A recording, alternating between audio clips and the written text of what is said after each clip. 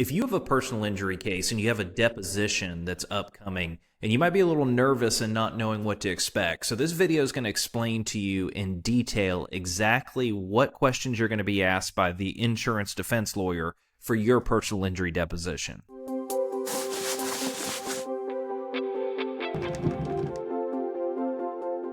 Hi, my name is Michael Coker, and I'm a personal injury lawyer in Lawrenceville, Georgia. And today we're going to talk a little bit about depositions in personal injury cases and what you can expect.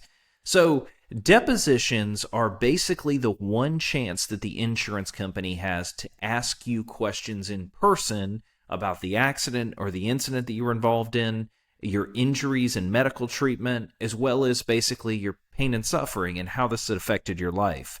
And so, typically, if you file a personal injury lawsuit, their depositions tend to follow a pattern. Basically, they tend to start with information about you and about your background and your history, where you're from, any maybe prior injuries or accidents you've had.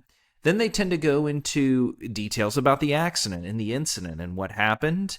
Then they move into your medical treatment, both immediately after the incident and then recently to the recent moment.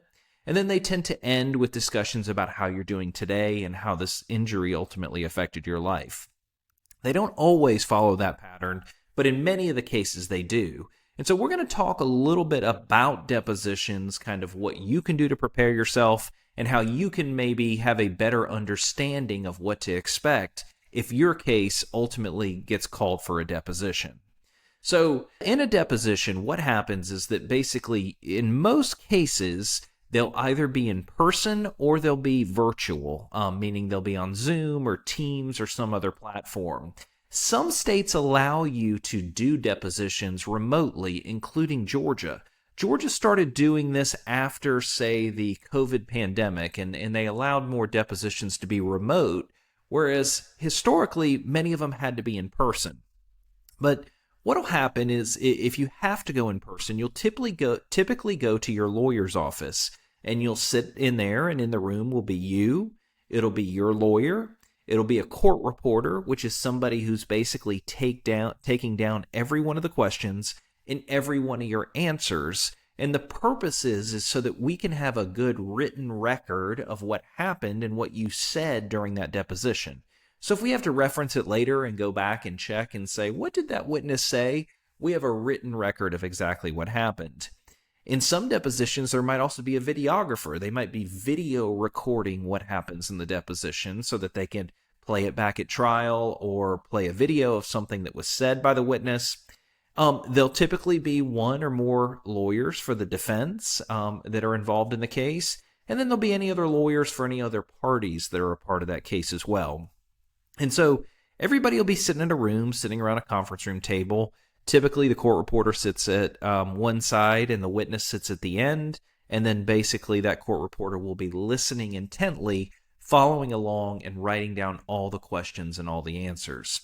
So that's typically who comes to a deposition. Now, what happens if your deposition's on Zoom?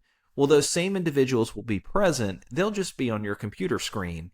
I always recommend, if you have a deposition that's going to be on Zoom, there's a few rules that make it a little bit easier for everyone. First, if you're able to use a computer instead of your phone, I always recommend you do that. Sometimes it's hard and the angle of the phone is hard to pick up on. You might get another phone call, which messes and causes some interference on the call. And so if you have a laptop or a desktop computer that you can use, that typically is always best practice. But if you have your phone and you need to use your phone, you can always use a stand or some books or something to prop up that phone on a desk so that when you're sitting there, there's a good angle, a good camera that's always on you at the time. What's very difficult is when you have a phone and the phone keeps falling or dropping off. That typically is distracting and can mess with the quality of the deposition. And so if it's on Zoom, again, all those individuals will be there. It will just be done remotely.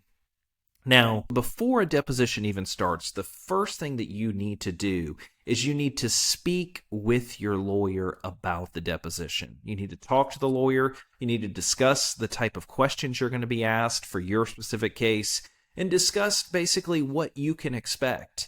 A good lawyer will adequately prepare their client so that they're perfectly capable and perfectly comfortable with the type of questions they're going to get and then the type of answers that they're going to give. Now, it's not the lawyer's job to coach you in what to say. That's unethical and improper. Instead, what the lawyer should do is just tell you the type of questions so you can anticipate what to expect and what might be asked. Meet with that lawyer, talk to them. But in most cases, especially in Georgia, you shouldn't disclose in the deposition what you and the lawyer talked about. This is called privileged, meaning that conversations between you and your attorney are protected from disclosure from the other side. And so if you're going to start a conversation with, my attorney told me this, or I told my attorney this, I always recommend don't say that, don't talk about it, because it's not something you should typically discuss. Also, because you have a court reporter typing down all of your verbal answers, the best thing is to avoid things like uh-huh or uh-uh, because when you go back and read the transcript later, it might not be totally clear what you were asked and how you answered. It's much better to give a verbal yes or a no response, so it's abundantly clear when we go back and reference that transcript exactly what you meant to say. So try avoiding things like nods of the head, uh-huh or uh-uh. Also, try to avoid talking over the other attorney. It's common. People do it every day in conversation. You want to jump in with your answer before that other attorney finishes their question.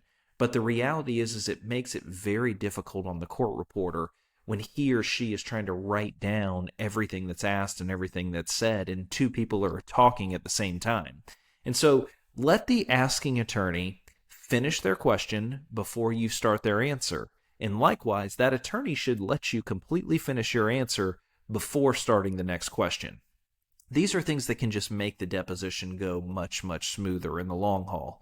But these are all items that you need to continue to remember are important so you can present well. Because depositions are really the first time that the insurance company is going to evaluate you as a witness. So if this case were to go to court and they were going to sit there and say, well, what do you think this particular person, will the jury like them? Will they be relatable? Are they sympathetic?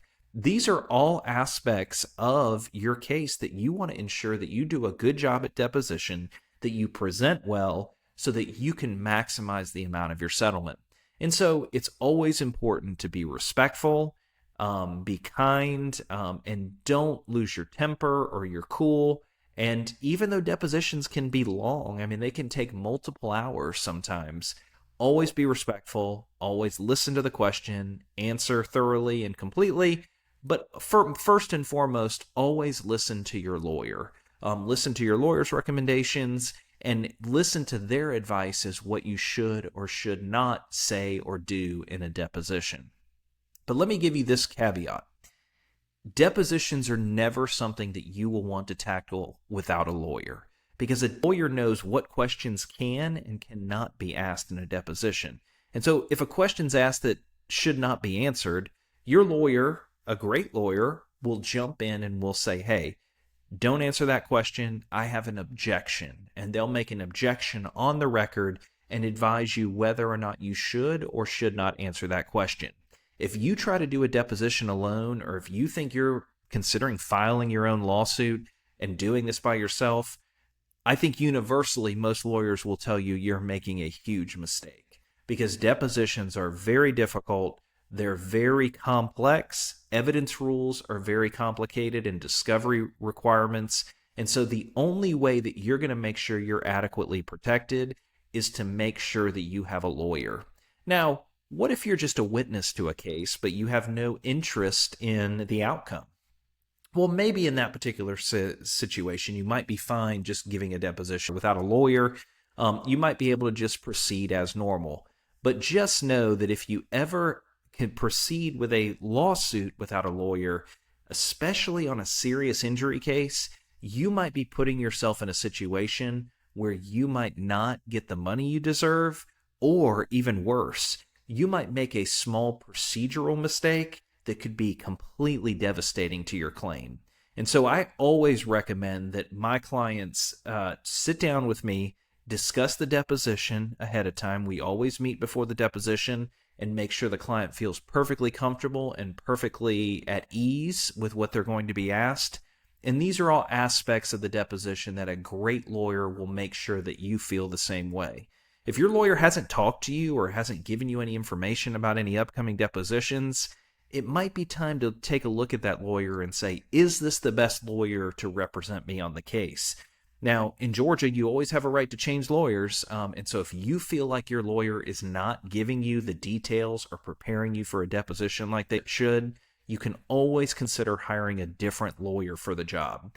And so that's just a little bit of detail about what will happen in your deposition. Again, they'll proceed through those questions. They'll ask you everything that you know about the accident, about your injuries, and about your medical treatment. And so it's important to make sure that you present well, that you give the information that you need to give, and that you trust your lawyer to protect you and make sure that the questions do not go out of bounds. And so if you have an upcoming deposition, or maybe you're dissatisfied with your lawyer and how they've prepared you for your deposition, and maybe you want to talk about maybe hiring a different attorney or exploring your options, feel free to give us a call.